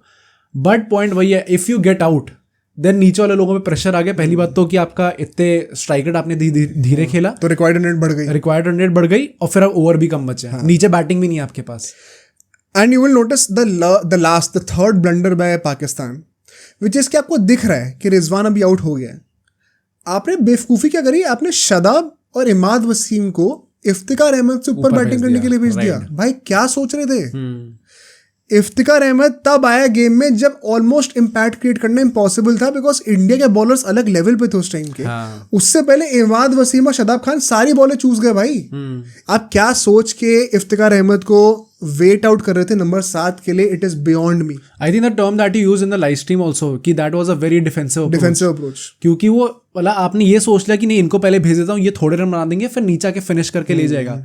व्हाट यू डिडंट रियलाइज कि अगर इन लोगों ने बॉलें वेस्ट कर दी तो शायद गेम उतना बचे ही ना कि वो जिता भी पाए. और बुमराह मजाक थोड़ी है, तो एंड में आके जिता दोगे, इतना आसान थोड़ी होता है. इनफैक्ट इफ यू नोटिस जिस ओवर में अल्टीमेटली इफ्तिकार अहमद आउट हुआ है, ये जो लास्ट ओवर था, 19th ओवर था, इसने उस आउट होने से पहले 1-2 बॉलों पे ऐसे अंधे शॉट चलाए थे, उसकी आंखें हट गई थी बॉल से, डर के खेल रहा था. लिटरली दिख रहा था वो डर दिख रहा था. जब बैट्समैन की आंखें बॉल से हट जाए ना, तो समझो कि वो डर गया. वो तो हाल था उसका. इतना ज्यादा डरा हुआ था कि फुल टॉस पे आउट हो गया. फिर बुमराह को उसने अपना डर इतना ज्यादा क्रिएट करा हुआ है कि वो 2-3 बॉलें अनप्लेबल फेंकेगा, फिर एक ऐसी लो फुल टॉस जिसपे छक्का भी मारते हैं आजकल लोग, वो रेपुटेशन के चक्कर में विकेट ले जाता है भाई. That is the greatest of Bumrah. Right. And Arshdeep Singh को फिर लास्ट ओवर मिला. By the way once again great decision by Rohit Sharma की 19वां ओवर आपने बुमराह से करवाया. अर्शदीप सिंह ने लास्ट ओवर बहुत तगड़ा फेंका है भाई. वन सेकेंड, पहले बॉलिंग जैसे भी करी हो, एक तो इफ्तिकार अहमद का कैच बहुत अच्छा लिया उसने, and bang on yorkers in the last over. Imad Wasim को कोई मतलब वो भी अल्टीमेटली 60% के स्ट्राइक रेट पे आउट हुआ है. 15 रन बनाए को उसने कुछ 20-25 बॉलों पे. 15 रन बनाए 23 बॉल्स पे. ये क्रिमिनल इनिंग्स हैं ये सब. इमेजिन इंडिया की तरफ से कोई ऐसे खेल रहा होता तो क्या हाल होता है. Right. So all in all, it was a great game and goes on to show this will definitely be one of the greatest comebacks for India against Pakistan in a World Cup. उन matches में definitely आएगा. And वही America के लिए बहुत अच्छा है, brand of cricket के लिए बहुत अच्छा है. फ्रॉम नाउ पाकिस्तान का most likely they are getting out of the group stage. Exactly. क्या कहोगे उसमें? आई थिंक पॉइंट वही है, कितनी भी गंदी हो, and I think maybe ना we were not familiar with this small teams, मतलब not to be offensive, but जो भी स्मॉल टीम्स हैं nobody was really familiar with them, क्योंकि किसी ने भी नहीं देखा था. वही गिने चुने टेस्ट प्लेइंग नेशंस हैं, उनको यूजुअली लोग देखते हैं खेलते हुए. नोबडी वाज वही again familiar with the fact कि ये लोग भी परफॉर्म अच्छा कर सकते हैं. USA, right. किसी ने यूएसए तो सोचा ही नहीं होगा किसी ने. सो जब वो इंडियन ब्लड है ना वहाँ पे भी. हाँ, तो जब पहली बार वो सीडिंग्स आई थी, एवरीबॉडी वाज लाइक कि अच्छा इन्हें जान के रहा है ताकि टॉप 8 में सारी टॉप टीम्स आईसीसी ने खुद ऐसे करा था भाई, सबको सीडिंग दे रखी थी. But that did not actually turn out that way. And that is the greatest thing about this World Cup. Exactly. ये ग्रुप से इतना ज़्यादा entertaining रहा है कि you'll be surprised to know England, Pakistan, Sri Lanka, Bangladesh and New Zealand, ये पांचों की पांचों मेजर टीम्स बाहर हो सकती है ग्रुप स्टेज के अंदर. And also maybe we don't even realise this, but cricket के फ्यूचर में हम लोग शायद ही बहुत मेजर स्टेप विटनेस कर रहे हैं इस टाइम पे, क्योंकि इसके चलते पूरा क्रिकेट का जो भी जितनी कंट्रीज में खेला जाता है, जो ग्रोथ पोटेंशियल है इस टाइम पे, वो पूरा चेंज हो सकता है इसके बाद से। एंड मोर इम्पोर्टेंटली आईसीसी के लिए बहुत ज़्यादा बड़ी न्यूज़ है, because now they can finally trust कि यार ये जो सब पार टीम्स हैं जो कि अंडरडॉग्स के तरह आए थे यहाँ पे बेसिकली, वो सब टीम्स भी अच्छी अच्छी टीमों को, टेस्ट प्लेइंग नेशंस को कंपटीशन दे सकती हैं, उनको हरा भी सकती हैं, which means eventually these games will also start gaining a high quality of TRP as well. वरना तो कोई क्यों ही दिखेगा गेम ऑन पेपर। अगर पाकिस्तान यूएसए का गेम हो रहा है, एवरीबडी वुड अज्यूम कि पाकिस्तान जीतने वाली है। अब से ऐसा नहीं होगा, अब से लोग सोचेंगे भाई इन चीज़ों के बारे में। So it is great for the growth of the game as well. But I think on that note India तो क्वालिफाई कर ही रही है, we will see India and Australia का कहाँ जाते हैं अल्टीमेटली। अब फुटबॉल की तरफ चलते हैं। राइट, उसमें क्या करने वाले हम लोग? स्टार्ट हम लोग इंग्लैंड से करेंगे एंड विल डिस्कस कि इनकी स्क्वाड में, क्योंकि आई थिंक जितनी भी टॉप टीम्स है ना, सबसे ज्यादा कंट्रोवर्शियल स्क्वाड सिलेक्शन इंग्लैंड का हुआ है इस बार। जर्मनी का भी तो है, मैं सुना बहुत बड़े प्लेयर नहीं लिए उन लोगों ने। नहीं, जर्मनी का आई थिंक बहुत वही है। आई डोंट थिंक कुछ बहुत ज्यादा बड़ी प्रॉब्लम। आई थिंक जर्मनी के स्क्वाड में बहुत बड़ी प्रॉब्लम्स हैं। अच्छा, बट इंग्लैंड का obviously one of the favourite teams हैं to win this Euro. And जो मिस आउट्स हुए हैं, आई थिंक थोड़ा एक चेंज आया इंग्लैंड में, स्पेशली इन साउथगेट्स अप्रोच। तो we look at it one by one. पहले गोलकीपर्स की बात करते हैं। यहाँ पे जॉर्डन पिकफोर्ड सिलेक्ट हुए हैं, जो कि मोस्ट प्रॉब्ली उनका स्टार्ट करने वाले हैं कीपर। डीन हेंडरसन है एंड एरन रैम्सडेल है फ्रॉम आर्सेनल। डिफेंडर्स इन लोगों ने 8 लिए हैं। और यहाँ पे कुछ नाम देखने वाले हैं। एक लुइस डंक है from Brighton, Joe Gomez Liverpool से लिया गया है। Marc Guehi which is a very promising defender, and of late England ने स्टार्ट कराया भी है इसको in the absence of Harry Maguire. So you can also expect कि ये स्टार्ट कर सकता है। आई टेल यू एग्जैक्टली कौन स्टार्ट करेगा इन द प्लेइंग 11 सेक्शन। फिर Ezri Konsa from Aston Villa, ये भी काफी अच्छा प्लेयर है। लूक शॉ आया है यूनाइटेड की तरफ से। By the way he won't be available for the group stages. क्यों? वो इंजरी का सीन है उसका, plus throughout this season वो काफी इंजर्ड रहा है। सो यू आर सेइंग कि सिलेक्शन नहीं बनता था उसका? यार आई थिंक बनता है, but there is a reason why बनता है। मतलब it's not based on performances, it's because there is a lack of choices. हाँ, लैक ऑफ चॉइसेस। हाँ, lack of choices. Okay, Luke Shaw, then John Stones obviously आना था, Trippier obviously आना था, and Kyle walker आना था obviously. Trent वो midfielders के सेक्शन में। अच्छा, ओके। सो यहाँ पे कुछ जो सिलेक्शंस जो बहुत अजीब से हैं। पहले बता दूं, जेरार्ड ब्रैथवेट जो है उसको सेलेक्ट नहीं करा गया, जबकि उसका सीजन बहुत ही ज़्यादा अच्छा गया है एवर्टन की तरफ से।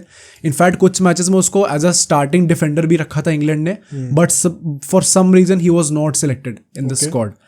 देन मैगवायर नहीं है इस बार, and that is because he is not 100% fit. उसने ये चीज़ बोली है। आई होप वही रीजन हो, क्योंकि उसका सीजन इधर वैसे अच्छा गया इस बार। मतलब 100% फिट उसने अभी से कह दिया कि हम यूरोस के तक नहीं। हाँ, उसने बोल दिया ये चीज़। तो आई थिंक वैसे इट इज ट्रू ओनली, क्योंकि उसका सीजन बहुत अच्छा गया पहली बात तो। सेकेंडली वो फैन फेवरेट कह रहा हूँ, सॉरी, अपना साउथगेट का फेवरेट है, वो लेता ही है उसका। तो फैन से भी रिस्पेक्ट गेन कर लिया। हाँ, फैन से भी रिस्पेक्ट गेन कर लिया, राइट। तो उसको होना चाहिए था।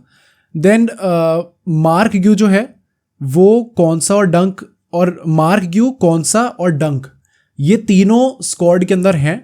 बट वही जेरार्ड ब्रैथवेट नहीं है, जो कि जिनका सीजन इन तीनों से अच्छा गया था। तो आई थिंक इंग्लैंड के जितने भी फैंस हैं ना, mostly I have seen a lot of people comment on this, and सब लोग यही कह रहे हैं कि इस एक प्लेयर का डिफेंस वाले सेक्शन में तो होना बनता था। तो आई थिंक वो पॉइंट मे बी थोड़ा क्रिटिसाइज करा जा सकता है साउथगेट का। मिडफील्डर्स यहाँ पे 5 हैं इनके पास, जिसमें ट्रेंट आता है, कॉनर गैलेगर ऑब्वियसली आना था, Kobbie Mainoo is selected for Euros, Declan Rice and Adam Wharton है अपना क्रिस्टल पैलेस से। यहाँ पे भी कुछ अजीब सिलेक्शन है। मैडिसन नहीं लिया गया, बट उसने फिर एक पोस्ट निकाली। उसने खुद कहा कि ever since I came back from injury I have not been in good form and I am gutted कि टू नो कि ये जो वो टिपिकल इंग्लिश प्लेयर्स वाली नहीं होती, I am gutted to know, पूरी लंबी स्टोरी, हाँ, कि मैं नहीं सिलेक्ट होऊंगा but I will work harder. So जब वो खुद एक्सेप्ट कर रहा है तो आई थिंक इट्स फेयर कि अगर वो खुद ही कह रहा है कि मेरा फॉर्म अच्छा नहीं है। इस पर सारे प्लेयर्स खुद ही बोल दे रहे हैं सब कुछ।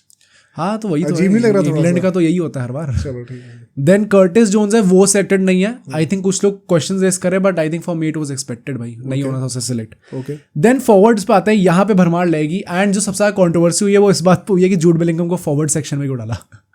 अरे वो सब तो यार ऑन फील्ड तो मैटर थोड़ी करेगा, क्योंकि वो है ना, वो एम्युनिशन मिल जाता है बारसा फैंस को। दे स्टार्ट सेइंग कि भाई हाँ फॉरवर्ड आई है तो इसको कंपेयर मत करो। क्या फालतू की डिस्कशन है। जूड बेलिंगम, जेरार्ड बोवेन है वेस्ट हैम से, जिसका बहुत अच्छा सीजन गया इस बार, 16 गोल मारा उसने प्रीमियर लीग में। देन एबरेची एजे है, Now, personally, I have not seen him play, but from what I've heard from people and on the internet also, and Twitter पे आप पढ़ते रहते हो, तो apparently he has also had a very good season, and काफी promising signs उसने दिखाए as a winger. Phil Foden obviously आना था प्लेयर ऑफ द ईयर अपना मैन सिटी नहीं सॉरी प्रीमियर लीग का स्टैंड आउट, मतलब ब्रेक थ्रू सीजन है मुझे लगता है. हाँ राइट, यहाँ से वो स्टारडम पकड़ सकते हैं प्रॉपर. देन एंथनी गॉर्डन है न्यूकासल से, उसका बहुत अच्छा सीजन गया, 12 गोल्स एंड 11 असिस्ट. ये मेन हमारा कंटेंशन में रखा जाएगा अगेंस्ट रैशफोर्ड कि क्यों रैशफोर्ड सेलेक्ट नहीं हुआ अल्टीमेटली. ठीक है. Harry Kane obviously, Cole Palmer वो भी नो ब्रेनर है भाई, young player of the tournament था. बुकायो साका नो ब्रेनर है. इवान टोनी है, who will be a very good backup option for अपना Harry Kane. Okay. And Ollie Watkins है, वो भी स्ट्राइकर है, तो वो भी अच्छा ऑप्शन है. नाउ यहाँ पे रैशवर्ड, फर्स्ट ऑफ ऑल जो लोग रैशवर्ड पे क्वेश्चन उठा रहे हैं, many English fans are also saying कि नहीं रैशवर्ड को होना चाहिए था. वैसे तो मुझे बिल्कुल पसंद नहीं है रैशवर्ड. एंड इस सीजन उसके 43 मैचेस में 8 गोल और 5 असिस्ट है, तो बहुत ही ज्यादा गंदा सीजन गया है.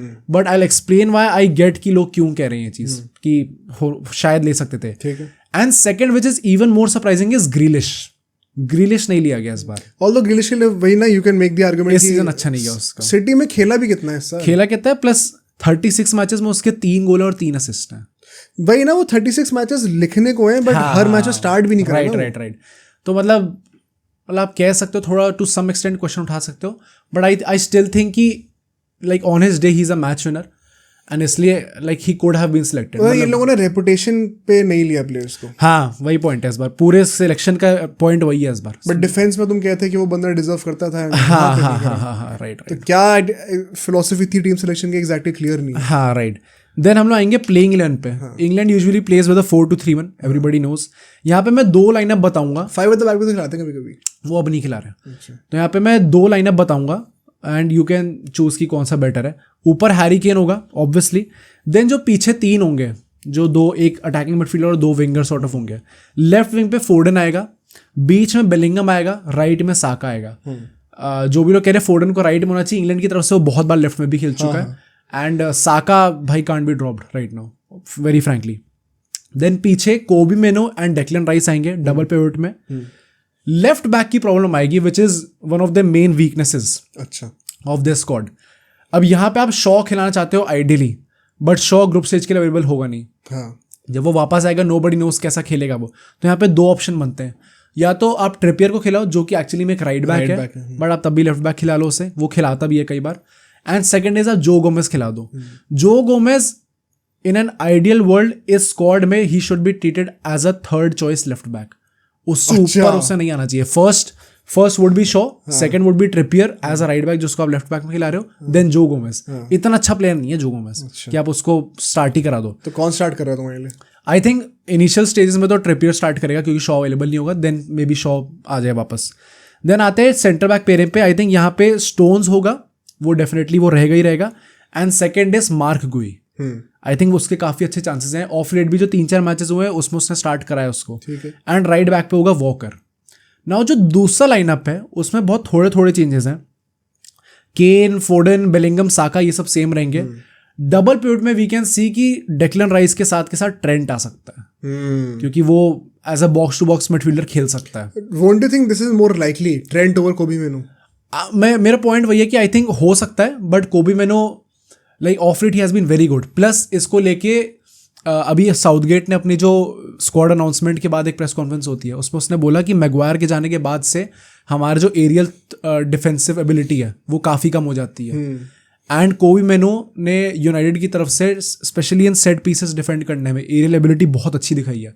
तो उसने ये दोनों चीज़ें साथ में बोली. अच्छा, तो मे बी दैट मीन्स कि शायद कोबी मेनो स्टार्ट करेगा. Can you also make a case जहां पे कोबी मेनो तो है डबल पिवट में, लेफ्ट बैक पे वॉकर को डाल दिया, राइट बैक पे ट्रेंट को डाल दिया. राइट बैक पे ट्रेंट को डाल दिया. आई don't think that will happen. क्यों? क्योंकि वो राइट बैक पे ट्रस्ट नहीं करता उसे. अच्छा, सोनली फॉर दैट रीजन. वरना आई थिंक वो हो सकता था. देन आई थिंक जो मेरे सेकेंड लाइनअप में चेंजेस हैं वो ये है कि आप शॉ रखोगे लेफ्ट बैक पे जब शॉ अवेलेबल हो जाएगा. This is more likely to happen जब आप ग्रुप स्टेज से आगे चले जाओगे, जब शॉ अवेलेबल होगा. लेफ्ट बैक पे शॉ होगा, Walker you can treat as a centre back, and right back पे आप ट्रिपियर खिला सकते हो. This is also very good option क्योंकि Walker as a centre back is quite reliable. It's not like क्या बिल्कुल नहीं ट्रस्ट कर सकते उसको. पर मुझे ऐसा लग रहा है ये लाइनअप सुन के कि इनका जो मेन वीक पॉइंट इनका डिफेंस ही है. Midfield and attack is almost as stacked as it gets. Right. तो वीक पॉइंट इनका डिफेंस होने वाला है इस टाइम पे. डेफिनेटली. डज दिस मीन कि हैरी मैगवायर की जो कमी थी और ज्यादा खल रही है इस वक्त? आई थिंक मैगवायर की कमी खलेगी तो है यार, क्योंकि ये जब वो गंदा भी खेल रहा था ना, वो इंग्लैंड की तरफ से गंदा नहीं खेलता था. इंग्लैंड की तरफ से वो somehow अच्छा खेलता ही खेलता था. And eventually he started playing well for United as well. हाँ, राइट. आई थिंक इस चीज में बस एक फायदा ये होगा कि Marc Guehi is also very fast defender and John Stones is also very fast defender, and जो आपके फुल बैक्स है वो फास्ट होंगे ही होंगे. तो एट टाइम्स जो इंग्लैंड के साथ वो प्रॉब्लम होती थी कि they were caught off guard. I think वो चीज सॉल्व हो सकती है इस चीज से. That can be a thing. But now हम लोग आएंगे इनकी स्ट्रेंथ्स पे. First strength I think is, and जो दोनों टीम्स हम डिस्कस करने वाले हैं ना, उनकी बहुत स्ट्रेंथ कुछ खास है नहीं. First strength I think for England is, जो कि मैं हर टीम के लिए अभी तक मैंने कहा है, which is their squad depth. बहुत ही ज़्यादा अच्छी स्क्वाड डेप्थ है. मतलब देयर आर चांसेस कोबी मेनू, ट्रेंट अलेक्जेंडर आर्नोल्ड, ग्रिलिश आपने स्क्वाड में लिया नहीं है, रैशफोर्ड आपने स्क्वाड में लिया नहीं है. इस लेवल की एबिलिटी है ऑन पेपर बहुत स्टैक्ड है, बहुत ही अच्छी भाई. Again top 3 squads in this Euro definitely. Second is कि they know how to go deep inside the tournament. Of late ये चीज हुई है. I mean that does not really hold value when you know how to go deep inside the tournament but not how to then win bottle. हाँ. मतलब जो India का cricket में हाल हो रहा है अभी. हाँ, राइट. वही वाला पॉइंट. मतलब पॉइंट ये कि is it really a strength then? I think so strength है, क्योंकि बाकी टीम्स उतना भी नहीं कर पाती. तो अगर यार आप पॉइंट तक पहुंचोगे देन आपके पास ऑब्वियसली चांस तो बढ़ेगा ही बढ़ेगा. ऑन दैट डे कुछ भी हो सकता है. तो इन दैट सेंस मतलब I get your point also. World cup 2018 में लोग सेमीज में आए थे, यूरो 2020 में लोग फाइनल्स पहुंचे थे.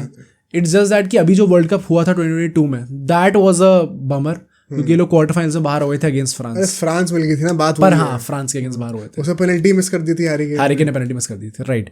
बट हम लोग अगर इनकी वीकनेसेस पे हैं तो वीकनेसेस काफी हैं इनकी एक्चुअली में.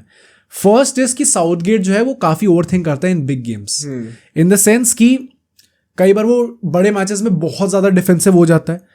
एंड इसी के चलते हमने देखा था कि क्वार्टर फाइनल में जो एग्जिट हुई थी इनकी फ्रांस के अगेंस्ट, इन लोगों ने स्टार्ट बहुत अच्छा करा था गेम, बट समहाउ वो अपने शेल के अंदर चले गए धीरे धीरे. तो आई थिंक ये जो चीज़ है, एंड साउथगेट का मेन क्रिटिसिज्म ही यही है सारे इंग्लैंड फैंस जो करते हैं कि भाई तुम्हारे पास इतनी अच्छी स्क्वाड है, इतनी अटैकिंग प्रोग्रेस है, तुम खिला क्यों नहीं रहे? वैसे एक टाइम पे 5 एट द बैक खिला रहा था. हाँ, 5 एट द बैक खिला रहा था. सो आई होप हमें वो चीज़ अब इस बार डिफरेंट देखने को मिलेगी. Do you think he deserves to be the manager still? Or they should have moved on? उसने बोला तो ये है कि मेरा मोस्ट प्रोबेबली लास्ट टूर्नामेंट होगा. I think ideally they should have moved on. But वही है ना, इंटरनेशनल सर्किट में ऐसा है नहीं कि बहुत अच्छे अच्छे मैनेजर्स अवेलेबल हैं. एंड आपने 2016 से रखा है, फाइनली आपको एक रे ऑफ होप इस वे में दिख रही है कि at least you are going deep inside the tournaments. अगर आप सेमीफाइनल्स में जाके बाहर हो रहे हो तो आप उतनी वो इतना सार टेस्ट रहता नहीं है. आपको लगता है कि चलो ठीक है यार, कोई नहीं, हो गया. तो मतलब I think I mean splits इस चीज में, but I get both side of the argument.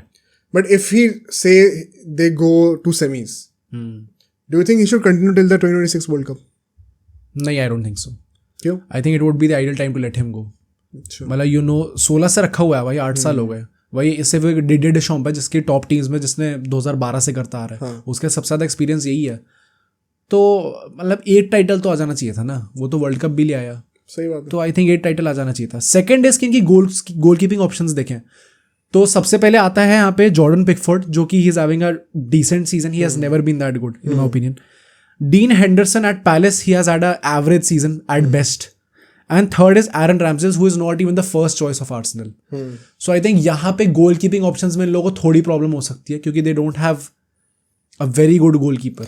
Although वही बात है ना कि ये सब they are not a very good goalkeeper in comparison to the star studded squad that they have in the rest of the positions. True.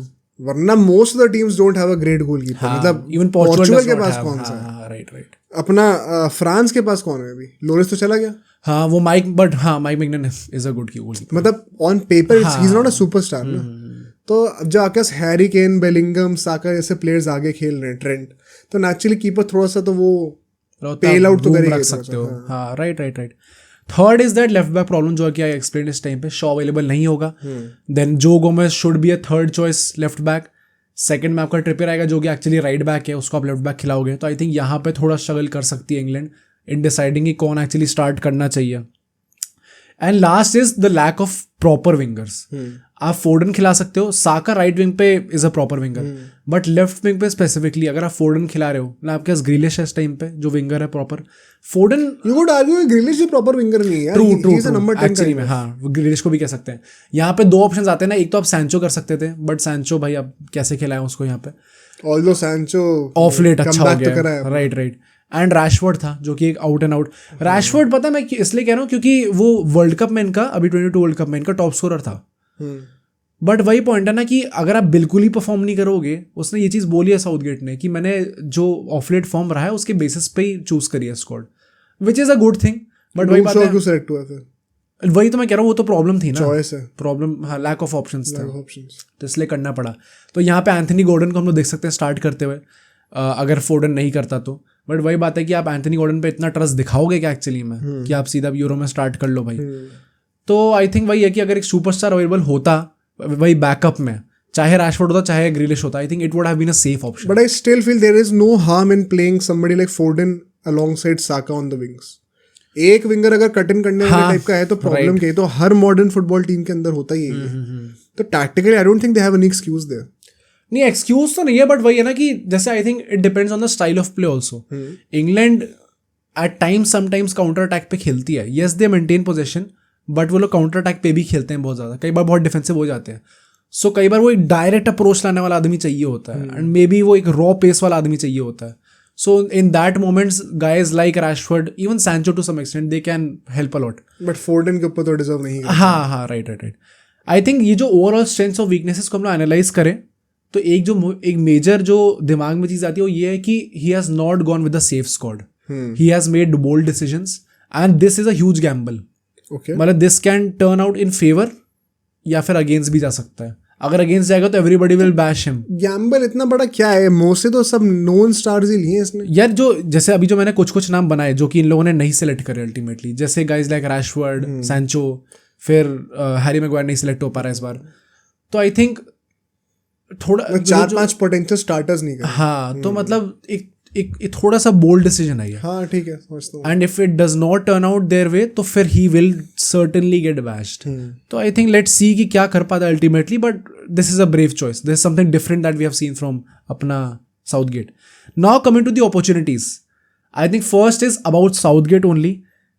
Can he win his first trophy with England? 8 साल में 1 trophy तो जीतो भाई. Can he win his first trophy with England? I think that will be a major motivation for him. And obviously his job is also on the line. अगर वो नहीं जीतता तो भाई जो भी English FA है they will have to take a call on it. हाँ, कुछ ना कुछ करके. Second is Harry Kane can win his first trophy. Finally, हाँ, right. कुछ तो जीते अपने करियर में despite being such a good player. Third is Jude Bellingham. Ballon d'Or. कि Ballon d'Or चार्ज में बहुत हेल्प करेगी ये चीज़, क्योंकि अगर विनीशियस वहाँ पे कोपा जीता है तो मोर और लेस उसका सील्ड है वहाँ पे. अभी भी आई थिंक अपर हैंड थोड़ा सा विनीशियस को है. राइट. तो अगर बेलिंगम यूरोस जीतता है, if he has a good contribution, वो बहुत मैक्स करने वाले उस चीज को, तो वो बहुत हेल्प करेगा उसको. Plus he is the only one who can save the world from Messi's 9th Ballon d'Or. Right. अगर वहां पे कोपा जीत रहा है वो, तो मतलब विनीशियस ऑलरेडी आउट है. Right. Now coming to the expectations and predictions. इनका ग्रुप देखे तो उसमें स्लोवेनिया है, डेनमार्क है, सर्बिया है एंड इंग्लैंड है. बहुत कुछ प्रॉब्लम होनी नहीं चाहिए, but Denmark we have seen Euros में काफी बार ये लोग कुछ कर देते हैं भाई. टॉप तो करना चाहिए कुछ भी हो. आई एम जस्ट सेइंग कि मे बी शायद ट्रिकी हो सकता है. Even Serbia of late has had a very good squad, but still England के पास कोई बहाना नहीं है भाई. Again expectation should be to win the Euros. Win भाई, इंग्लैंड इतनी अच्छी स्क्वाड, अगर इसमें नहीं जीतेंगे तो फिर आप भूल जाओ भाई, फिर हम नहीं जीत सकते. But considering their history, expectation should be to win. नहीं तो considering the history, my expectation would be कि फाइनल्स तक खींच जाओ कुछ करके. मैं जीतना तो एक्सपेक्ट नहीं करता. ओके. एंड प्रेडिक्शन क्या हो सकती है? मुझे ऐसा लगता है कि मैक्स सेमीज. मैं भी कह रहा हूँ सेमीज में बाहर हो जाएंगे. मैं तो मैक्स सेमीज कह रहा हूँ. मतलब पहले भी हो सकते हैं. आई डोंट थिंक फाइनल्स में आएंगे. Okay. I could be very wrong. नहीं तो यू आर सेइंग सेमी से पहले भी हो सकते हैं बाहर, या तो क्वार्टर्स या तो सेमीज, ऐसा मुझे लग रहा है. आई थिंक सेमीज में होंगे अल्टीमेटली बाहर. मतलब बट यू आर कंक्लूडिंग कि जीतेंगे तो नहीं.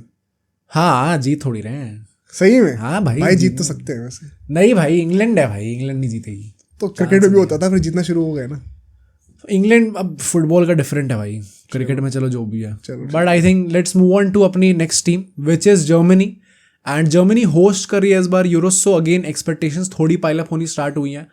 Plus recently after Kroos came back into this team, suddenly इनके रिजल्ट्स एकदम से बहुत अच्छे हो गए. And also I think Hansi Flick का जो लिटिल फेस था वो थोड़ा सा फॉरगेटफुल था.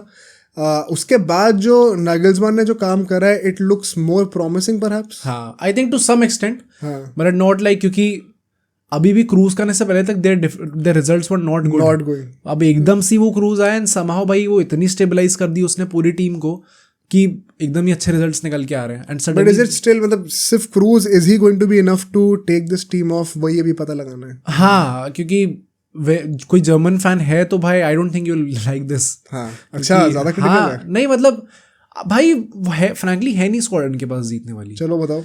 आई थिंक मैं स्क्वाड कॉम्पोजिशन पे जाऊँ ना, आई कैन ऑब्वियसली नेम जो लोग सिलेक्ट हुए हैं, but I am pretty sure half of the people don't know कि कौन कौन से नाम है भी. तो there is no point in actually going name by name कि अब ये प्लेयर सेलेक्ट हुए, क्योंकि half of them play in lower bottom table teams of Bundesliga. So अजीब से नाम भी हैं, तो आई थिंक मोस्ट पीपल लोगों को याद भी नहीं है.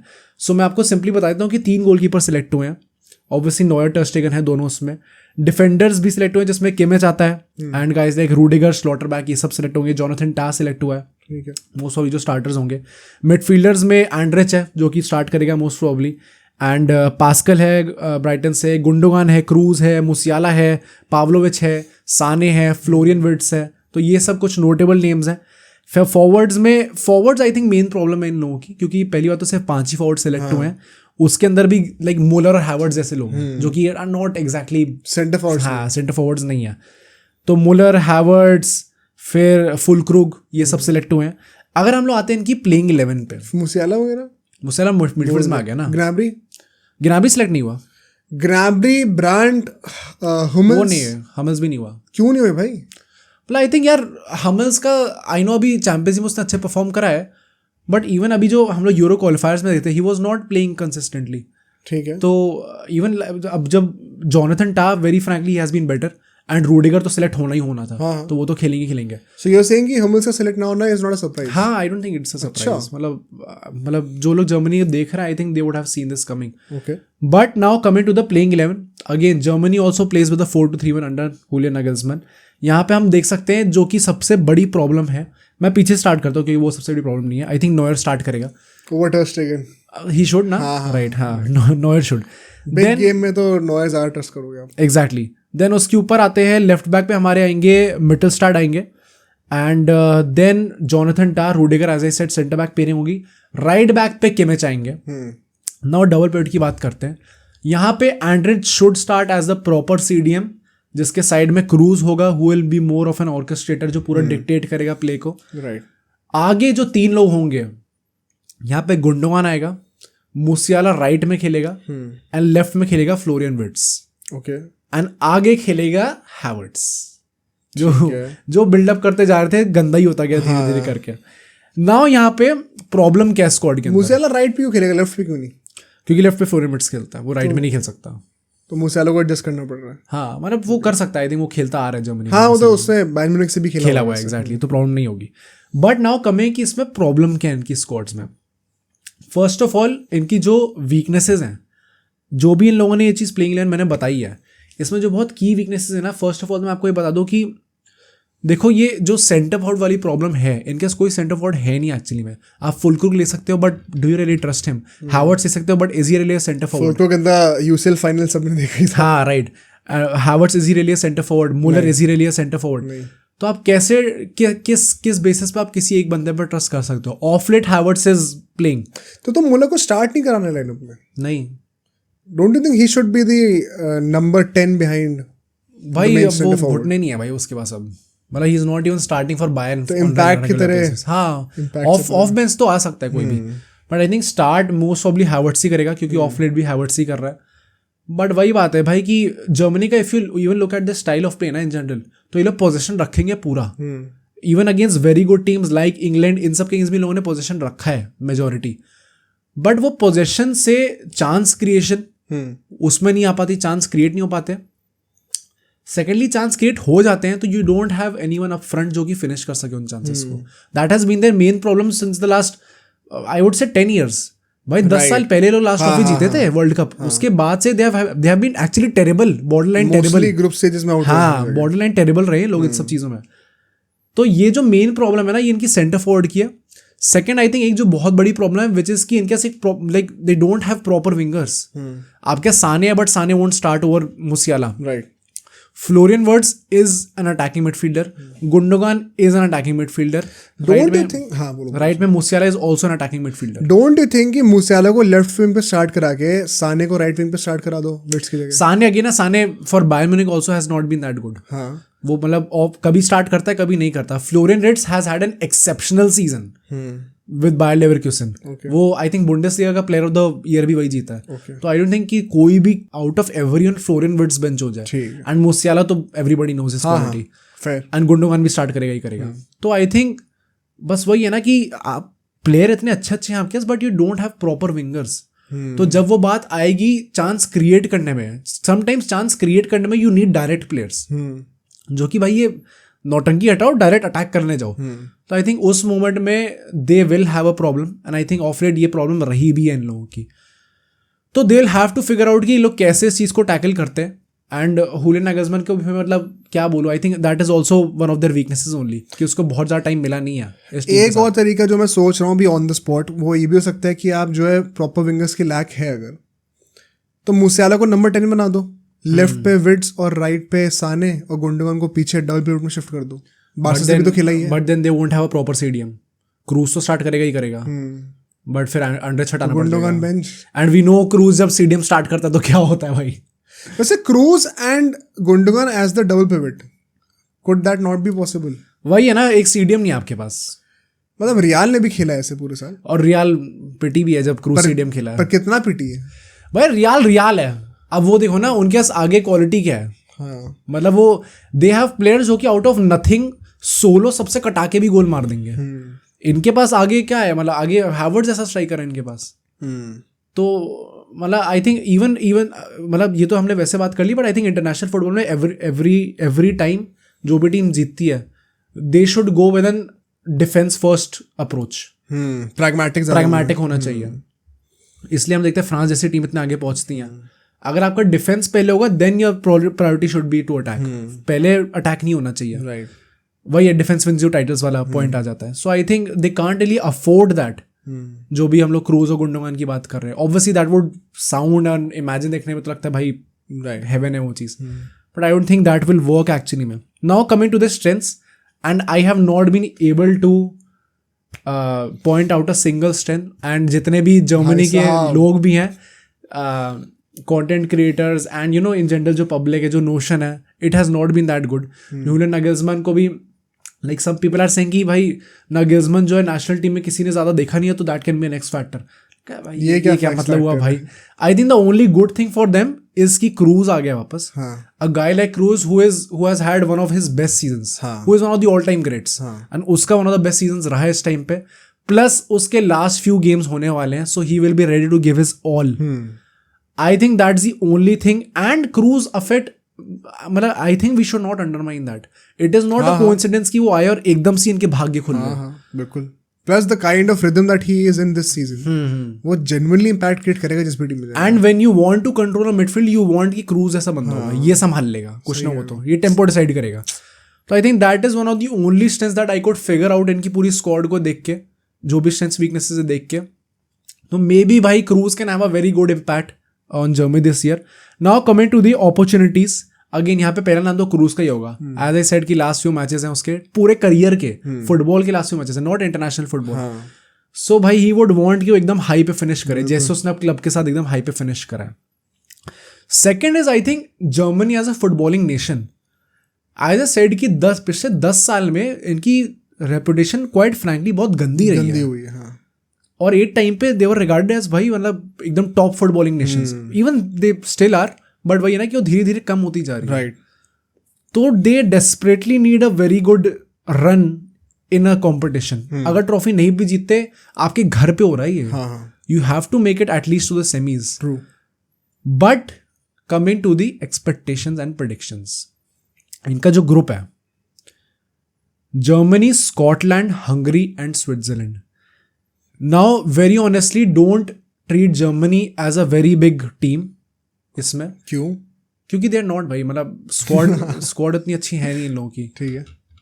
Switzerland again we know they have a habit of making upsets in this tournament, specifically in Euros. Hungary also have an अपना habit.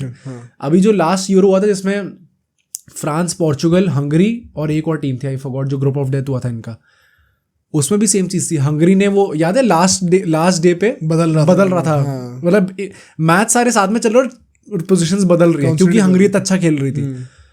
एंड जर्मनी इस लेवल पे नहीं है इस टाइम पे, you can out and out से kilo बहुत easily हरा देंगे. You can't say that with full confidence. Okay. तो आई थिंक गेम ट्रिकी हो सकता है, ग्रुप ट्रिकी हो सकता है, but still given their quality I do expect them to at least finish on top of the table. But जो बात होती है कि कहाँ तक पहुंचेंगे, I think max to max ये लोग क्वार्टर्स जाएंगे. That is my prediction. And for all the Germany fans I am saying you should not really expect that much. आपको ऐसा नहीं लगना चाहिए कि सेमीज पहुंचेंगे, फाइनल हमारे पास जीतने का बहुत अच्छा चांस है. आई डोंट थिंक जीतने का बहुत अच्छा चांस है. आई थिंक अगर मैं जर्मनी को सपोर्ट कर रहा होता तो एक तो हम लोग होस्ट कर रहे हैं, it makes a big difference. Kroos वापस आ रहा है तो उससे ही फर्क पड़ेगा. I think expectations should be to reach the semis. Okay. And मेरी प्रेडिक्शन भी है कि सेमीज तक आएंगे. ऐसा मुझे लग रहा है. ओके. हो सकता है गलत हूँ बट ऐसा लग रहा है. डैम. तुम कह रहे हो कि क्वार्टर्स आगे नहीं? I think max to max quarters. Max quarter. I think वो जो प्रेडिक्शन हम दोनों ने करी वो एग्जैक्टली वो बैंग वन ही है. दोनों में से कोई चीज भी हो सकता है. या तो एंड तक जाएंगे तो जल्दी आउट हो जाएंगे. वो पता चल जाएगा, बीच में नहीं फंसना, पता चल जाएगा. राइट. तो कोई बड़ी बात नहीं कि राउंड ऑफ 16 में बाहर हो जाए विदाउट टॉपिंग द ग्रुप, या फिर डीप जाने को सेमीज तक भी जा सकते हैं. I think expectations because of these two factors primarily बहुत बड़े फैक्टर्स है. लाइक इट और नॉट, होम टीम होना बहुत बड़ा फैक्टर. राइट. तो आई थिंक एक्सपेक्टेशन सेमीज के रखना फेयर है. ओके. अब मुझे ऐसा लगता है कि मतलब मेरी प्रेडिक्शन तो रहेगी शायद सेमीज तक पहुंच सकते हैं. Okay. I think on that note any last thoughts on this team? I think मैं वही कहूंगा ना यार भाई, मेरे हिसाब से तो I don't think you should expect that much. But भाई on that note let's end this podcast. And I hope आप लोगों को जितने भी टॉपिक्स हमने डिस्कस करे आपको पसंद आए होंगे. Do let us know in the comments जो भी हमने टॉपिक्स डिस्कस करे, Germany, England, India, Pakistan, Australia versus England, जो भी आप लोगों की ऑब्जर्वेशंस थी, we would love to know them in the comments down below. हम लोग कमेंट्स पढ़ते हैं एक्चुअली में. सो एंड जो नेक्स्ट वीडियो होनी चाहिए वो भाई वीडियो आपको यहाँ पे दिख जाएगी, उसको भी देखिए और कमेंट करके वहाँ पे बताइएगा कि आपको पॉडकास्ट कैसा लगा.